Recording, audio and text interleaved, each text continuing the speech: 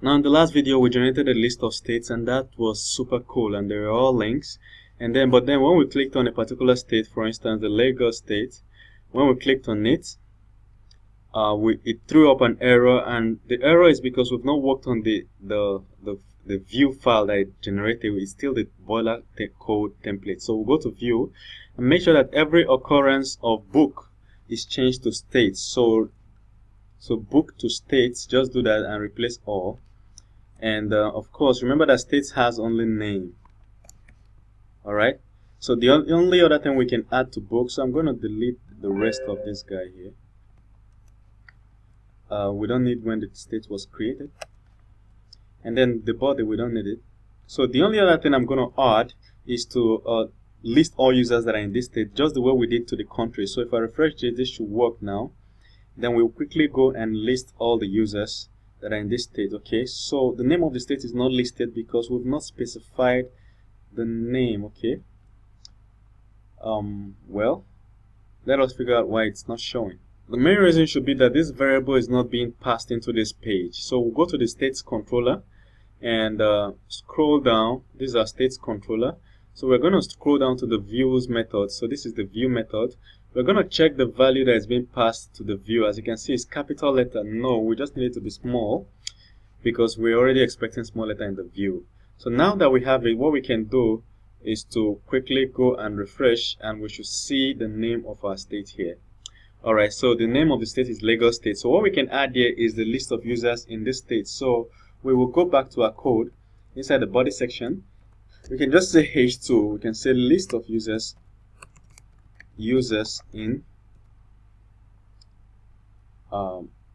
this state. Okay, remember, users are not the only thing that will be in this state at the end of our project. We will have projects that are in this state. We have employers in this state and stuff like that. So we just have users in state name. Okay, then the next thing we're going to do is to actually put a link, a list. So just say unordered list,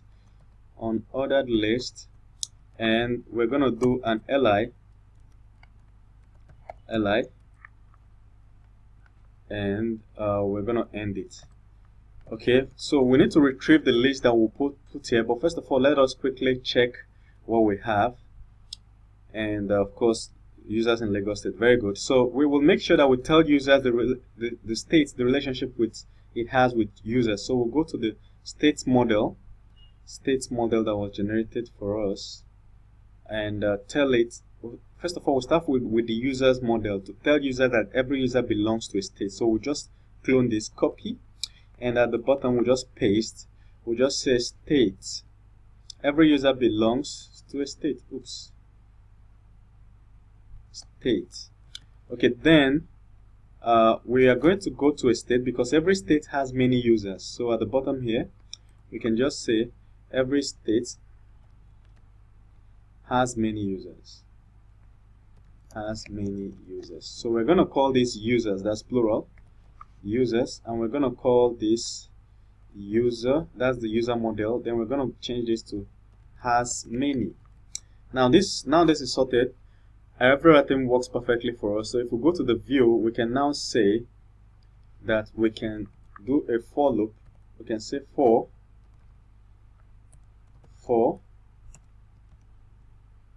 user in state users. We can end the for quickly. We'll just end the for. We can say end for. Then the next thing we're going to do is to display the users. Okay, so we're just going to do user dot first name. And now that is done, we can go and check and just be sure that what we did is working. Then we can come and make each username a link. So I'm refreshing, and we don't have a user in this state yet, so that's why it's blank. So we're going to go to a database and add a user, but this is just how to do that. So the state ID is 25. I can see it from the bar here. So if I come to this place in a users table, I'll just add 25 for this user, and then I can go and refresh, and I should see at least one user on this state. Okay,